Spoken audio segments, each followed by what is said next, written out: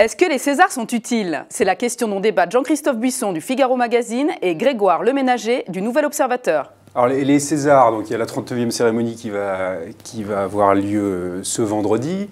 J'ai l'impression que ça vous agace, Jean-Christophe. C'est rien de le dire. Ah oui, à ce moment-là. Bon, parce que moi, personnellement, je trouve quand même que cette institution, même si c'est le prétexte à un cortège de discours interminables, etc., c'est quand même l'occasion de parler un peu de cinéma.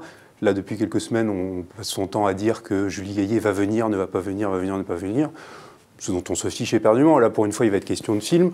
Et en l'occurrence, le palmarès, la sélection, pardon, est relativement intéressante, puisque, par exemple, les 3 films les plus nominés, comme on dit, sont le film de Guillaume Gallienne, qui n'est pas mal, le film de Keshish, qui est quand même assez formidable, et L'Inconnu du lac, qui est très intéressant également. Voilà, exactement. Là, vous avez déjà dit un élément, moi, qui me perturbe un petit peu, c'est ces 3 films, à eux 3, je crois, qui représentent 24 nominations. 24 nominations. Ils ont un point commun qui ne nous aura pas échappé, qui est de traiter le sujet de l'homosexualité.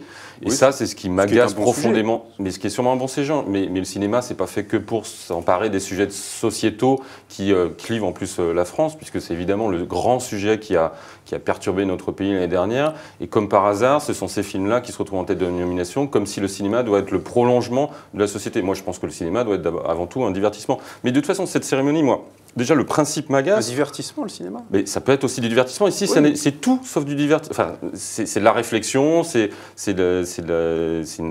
la réflexion. Il y a, à part dans Guillaume et les garçons à table, tout le reste, Quai d'Orsay a une pauvre nomination par-ci par-là, en plus avec Julie Gaillet pour faire le clin d'œil, pour faire un peu de buzz médiatique. Donc franchement, c'est un peu grotesque.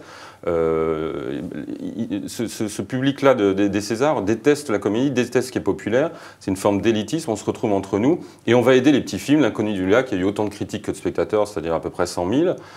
Donc on va l'aider à avoir d'autres spectateurs, comme si les 2 millions de spectateurs Guillaume et Gallienne à table étaient gênants pour ce monde-là. Moi, ce qui m'agace, c'est cette rupture, c'est-à-dire on se pince le nez lorsqu'on voit des films qui ont un peu de succès. Et cette cérémonie n'est pas là que pour récompenser des petits films. Elle devrait être là pour récompenser des films qui sont bien. Il n'y a pas que des petits films. Enfin, mais c'est eux qui vont tout gagner. Je trouve bien poujadiste, là, quand même.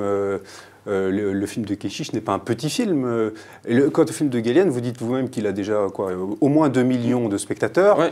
Bon, donc c'est pas un petit film. C'est pas un petit film. Il va vraisemblablement être soit des petits films, soit des films qui donnent bonne conscience à ces gens-là, parce que ça donnera lieu à des discours, comme vous l'avez dit, interminables, pour dénoncer l'homophobie, le fascisme rampant, pour interpeller la ministre de la Culture, pour dire que les intermittents sont dans un état désastreux. C'est une tribune sociale et sociétale, les Césars. C'est une institution qui a ses rites, donc c'est ridicule. Les rites ont toujours quelque chose d'un peu ridicule. En même temps, ça a le mérite d'exister. C'est l'occasion de promouvoir des films, d'attirer des gens en salle aussi pour voir. Pas de promouvoir, c'est ça le problème. C'est de donner des bons points, des mauvais. C'est de hiérarchiser. Moi, je trouve que c'est comme dans la littérature. À quoi ça sert de dire qu'un livre est meilleur qu'un autre, qu'un film est meilleur qu'un autre? Moi, déjà, je trouve ça choquant de considérer qu'un film est meilleur qu'un autre. Il y a un film, il y a un autre film à côté, chacun a son propre avis. Qu'est-ce que c'est que cette manie de donner des prix comme à l'école à des œuvres d'art? Moi, je trouve ça déjà, sur le principe, ça va pas. Ensuite, c'est vraiment de l'auto-célébration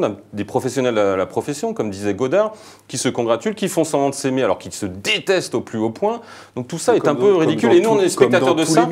Et ça, c'est le 3e problème, c'est que c'est à la fois une cérémonie, une remise des prix, très bien, et en même temps un spectacle diffusé sur Canal+. Donc il y a ce mélange des jeux, moi, qui me gêne beaucoup, parce que les stars sont parfois plus les animateurs, les comiques qui viennent faire leur show, et parfois très réussis, mais quand c'est très réussi, on les fout dehors, comme Valérie Lemercier, quand elle s'était moquée de Juliette Binoche. Depuis, elle est cramée, alors que c'était sûrement la meilleure prestation de présentation.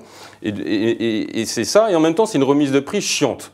Donc c'est ce mélange des deux qui ne fonctionne pas, parce qu'on veut faire du spectacle, mais en même temps, c'est pas fait pour du spectacle, c'est fait pour dire « Ah, vous avez fait un bon film, vous êtes meilleur. Ah, vous êtes bien meilleur que Bertrand Tavernier, vous êtes bien meilleur que Éric Rochant, qui avec Möbius a 0 nomination, alors que c'est un des meilleurs films français l'année dernière. » Alors il y a aussi une opacité dans la nomination des films. Que les systèmes de vote soient extrêmement compliqués, en partie opaques, etc., c'est évident. Que ce soit à moitié formaté pour la télé et du coup que ça donne lieu à un spectacle qui pourrait certainement être plus réussi, c'est très probable. En revanche, je maintiens, si cette cérémonie n'existait pas, ça serait dommage pour le cinéma, et en particulier pour le cinéma français. C'est un moment. Vous croyez que les acteurs ça attire des gens, ça. Et quand mieux s'ils ont un César, quand on regarde les palmarès des dernières années, ils sont absolument pas déshonorants. Vous dites que les Césars boudent les comédies populaires, etc. Il y a 2 ans, The Artist, qui n'était pas particulièrement une tragédie en 5 actes, a quand même ramassé une flopée de récompenses. Donc, et The Artist avait déjà beaucoup de spectateurs, ça lui en a donné davantage. Ouais, c'est une exception qui confirme la règle, parce que vous verrez que cette année, c'est l'Inconnu du lac qui va tout rafler, ou Keshish, qui est le chouchou de ce jury depuis des années avec la donnons le César à Danny Boone, avant même la sortie de son film, ce sera formidable. Et puis le concours à Catherine Pancol l'an prochain, puisqu'elle vend énormément de livres. Caricaturez, c'est une très bonne idée. Du principe qu'il y a soit Danny Boone d'un côté, soit l'Inconnu du lac de l'autre côté. Et entre les deux, moi je vous dis qu'il y a un certain nombre de films qui relèvent parfois de la comédie. Vous allez voir, moi je vous L'Inconnu du lac est un bon film. Mais c'est pas vraiment une comédie. C'est pas une comédie, mais c'est un bon film. C'est du cinéma intelligent. C'est ça que célèbrent les Césars, du cinéma intelligent. C'est pas vrai, c'est pas vrai. Vous savez très bien que c'est pas vrai. Et des sujets de Il y société. a également des passages très drôles dans l'Inconnu du lac, dont je ne suis pas un inconditionnel, mais qui est néanmoins un bon film. Ouais, je trouve pas ça très drôle, et je trouve ça dommage que ce soit ce genre de film qui soit célébré au César. Je maintiens. Bon, nous verrons.